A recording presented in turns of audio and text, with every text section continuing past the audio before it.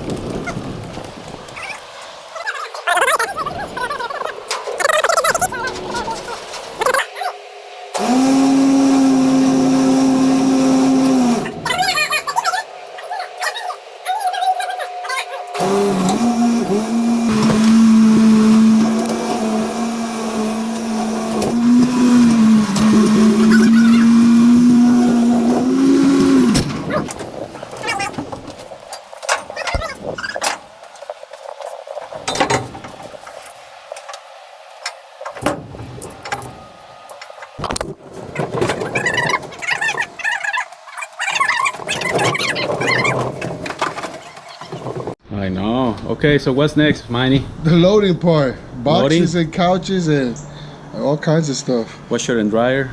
Washer and dryer. But we loaded like a maze. You see how we hanging? Look. I'm gonna show you how professional we are. Why is like that? To avoid from the ramp. See this? See that, guys? I'm gonna show you how real movers do it. Alrighty.